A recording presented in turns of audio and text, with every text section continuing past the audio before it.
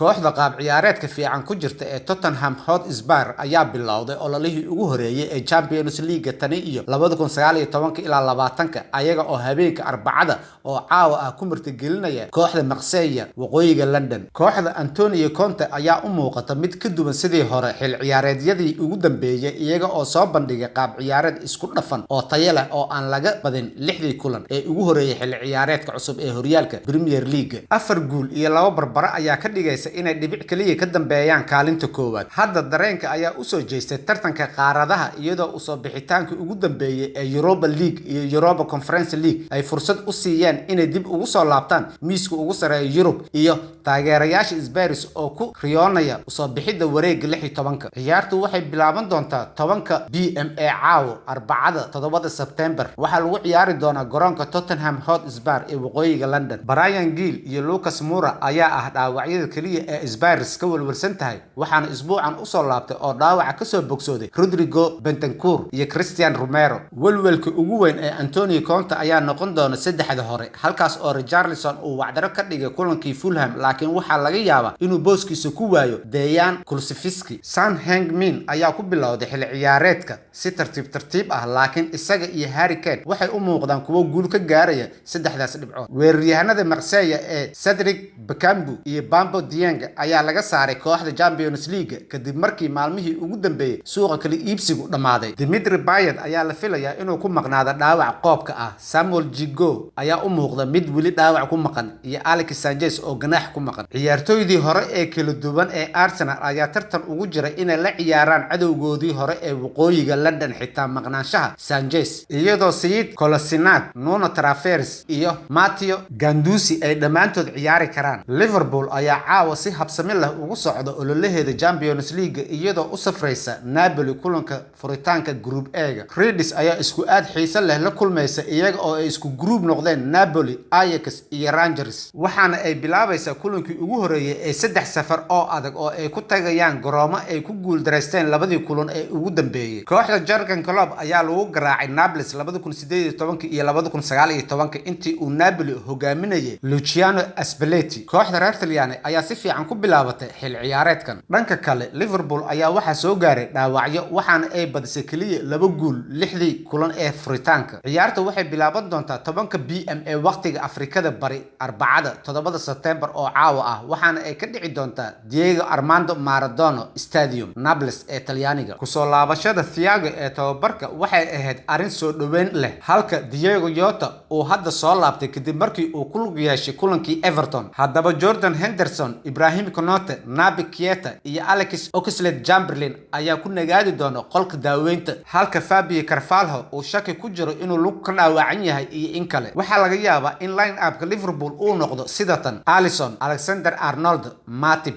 Van Dijk, Robertson, Fabinho, Arthur, Elliott, Salah, Nunes iyo Diaz. Liverpool ayaa ahayd mid aad u xun labadii safar ee hore ee ay ku tagtay Napoli. Waqtiga kulankanina ma u taalo Jurgen Klopp wax farxad ah kadib markii ay kooxdiisu bilaabatay xil ciyaareedkan. Kooxda martida loo yahay ayaa dib u soo cusboonaata oo ka muuqata horyaalka Talyaaniga ee Serie A. Haddii Reds ay barbaro la baxdo waxay noqon doontaa natiijo aad u wanaagsan. Saadaashuna waa Napoli 1 Liverpool 1.